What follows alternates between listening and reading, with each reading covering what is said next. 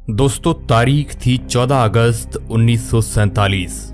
आज से तकरीबन 73 साल पहले चारों तरफ गहमा गहमी का माहौल था।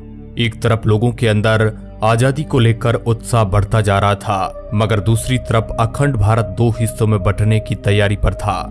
समय रात के करीब 9 बज रहे थे। बिजली की गड़गड़ाहट के साथ दिल्ली की सड़कों पर जबरदस्त बारिश हो रही थी।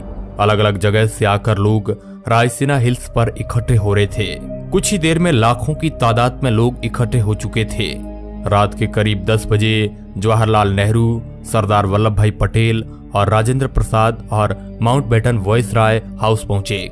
अब कुछ ही समय बचा था भारत को आजाद होने में। कुछ लोगों के चेहरे पर मायूसी थी तो कुछ लोगों में उत्साह। और यहाँ पर जवाहरलाल नेहरू अपनी स्पीच शुरू करते हैं। उनके भाषण की शुरुआत इन 2 लाइनों से शुरू होती है। At the stroke of the midnight hours when the world sleep India will be awake to life and freedom. कुछ ही देर बाद वह घड़ी आ ही गई जब भारत ने आजादी की सांसें ली। रात 12 बजे शंखनाद से हमारे देश की आजादी का आरंभ हुआ था, जिसमें ग्राउंड पर खड़े लोग महात्मा गांधी के नाम के नारे लगाए जा रहे थे। और जो लोग अपने घरों में ये भाषण और सब कुछ रेडियो पर सुन रहे थे, उनकी भी खुशी का कोई ठिकाना नहीं था, क्योंकि उस समय भारत एक आजाद परिंदा हो गया था, जिसका हमने करीब 200 सालों से इंतजार किया था। 14 अगस्त सन 1947 में रात भर बारिश के बाद सुबह आसमान बिल्कुल साफ था।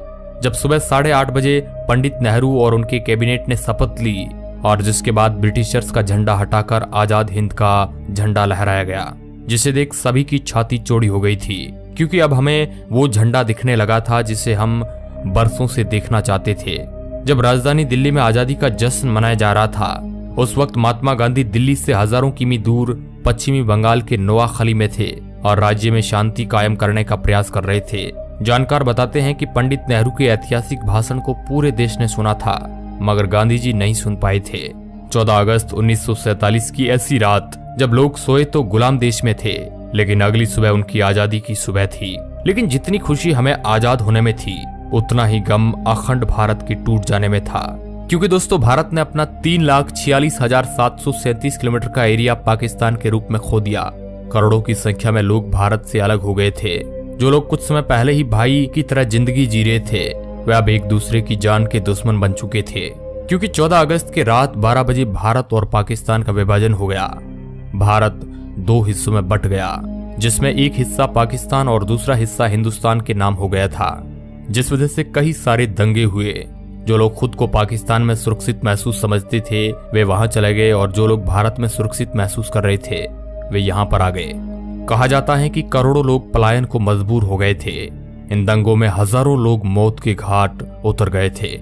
ये उस समय दुनिया का संभवतः सबसे बड़ा विस्थापन था, और ये सारा खेल अंग्रेजी हुकूमत का ही था, जिसने डिवाइड एंड रूल का खेल पहले से ही खेल रखा था, जहां पर उन्होंने हिंदुस्तान के अंदर हिंदू और मुस्लिम के बीज भर दिए थे। वरना आजादी के पहले तक हम सभी भाइयों की तरह साथ में जी रहे थे।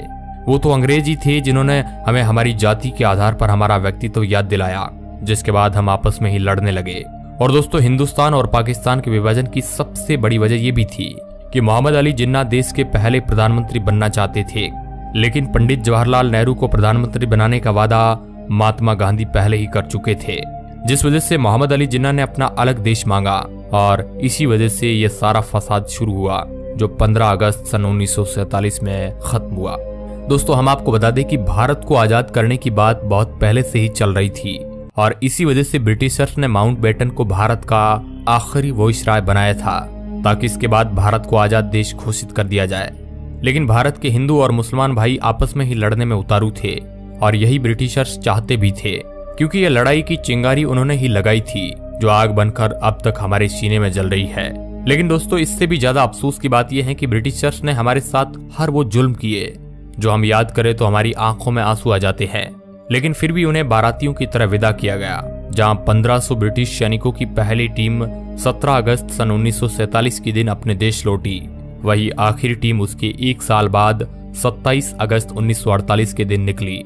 और जब ब्रिटिशर्स के आखिरी सैनिक की टोली हमारा देश छोड़कर जा रही थी, तो उन्हें बैंड बाजे के साथ विदा किया गया, और उसी दिन सभी ब्रिटिशर्स का नाम हमारे देश के नक्शे से निकल गया। दोस्तों, यह थी हमारी आजादी की पूरी कहानी।